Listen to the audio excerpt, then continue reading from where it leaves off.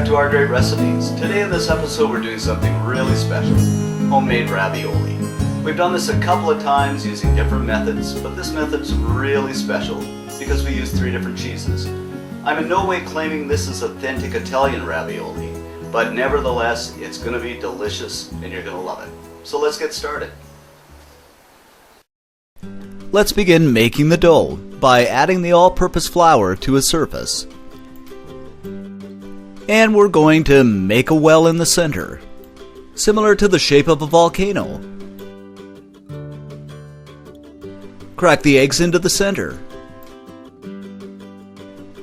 And I'm just going to use a fork to break them up a little bit. Now add in the milk, the olive oil. You can also use vegetable oil. Don't worry if it runs over just a little bit. You can always use your hand and build up the sidewall a little more. Followed by a pinch of salt. Then I'm going to use my hands and begin to work the flour into the egg mixture.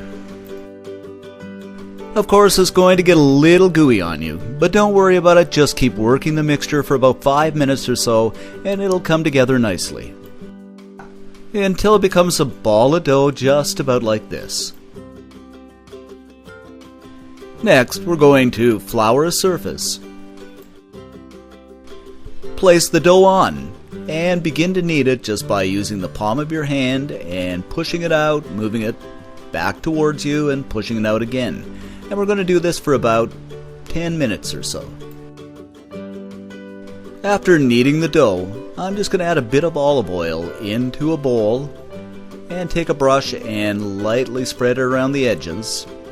This is going to stop the dough from sticking to the sides of the bowl. Place the dough into the bowl.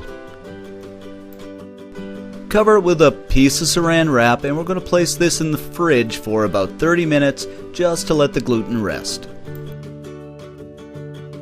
In the meantime, let's begin making the filling by grating up some fresh Parmesan cheese. Now you can use the dried stuff in the container, but the fresh Parmesan is so much nicer. Next, grate up some mozzarella. You can use the mozzarella strips, but I prefer the blocks.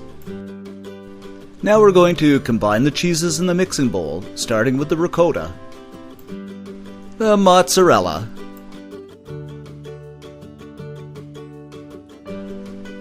the Parmesan, the garlic. I'm using fresh crushed garlic here, but if you don't have it, you can use the powdered garlic. Add in the egg, a pinch of salt, freshly ground pepper, and we're going to mix until everything is nicely combined. And we're just going to set this aside in the fridge. After the dough is rested for about 30 minutes, I'm going to flour a surface, place the dough on, and flatten it out into a disc, about 8 or 10 inches in diameter. Next, I'm going to take a pizza cutter and I'm going to divide it into 8 equal pieces, just about like cutting a pizza. Now I'm going to take each wedge and form it into an oval shape.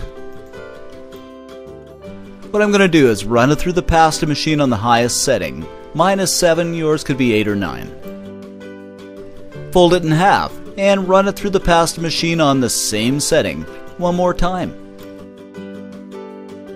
Next, I'm going to reduce the pasta machine to the middle setting. Mine is 5, yours could be a little less or more. Run the pasta through again. Make sure your surface is always floured so it doesn't stick. Fold it and run it through one more time on the same setting. Take note that every time you fold the pasta, give it a light dusting of flour. Now I'm going to reduce the machine to about the second lowest setting. You don't want it too low or it's going to shred on you. And we'll pick up the pasta and put it through again.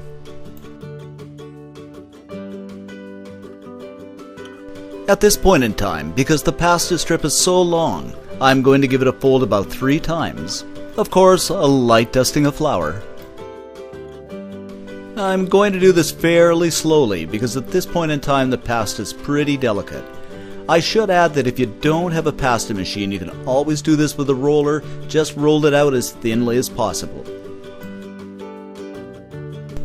Now that my pasta strip is rolled out, I'm going to give it a light dusting of flour on both sides and pass it through the machine one more time.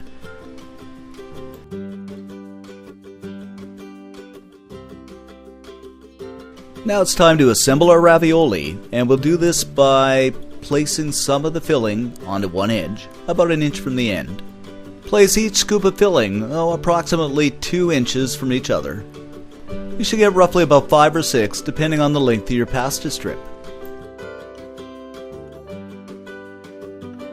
Next, I'm going to apply my egg wash, which just consists of a beaten egg, along one edge of the pasta strip,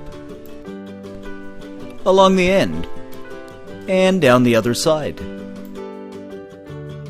Of course, make sure you apply some of the egg wash between each of the ravioli. And what this does is it allows the pasta that you're going to place on top to seal. Now I'm going to take the top layer of the pasta strip, lay it over the bottom, and I'm going to use my finger and just tuck down around each ravioli just to make sure there's no air. Now once we've got everything fairly well sealed, I'm just going to take my pizza cutter and cut between the ravioli and down the edge just until I get the desired size I want. You can do just about any size and shape you want, but I like mine fairly small. Now that all the ravioli is cut out, we're just going to take a fork and press lightly around the edges for 2 reasons. First, to make sure it's sealed nicely, and secondly, it makes a nice effect.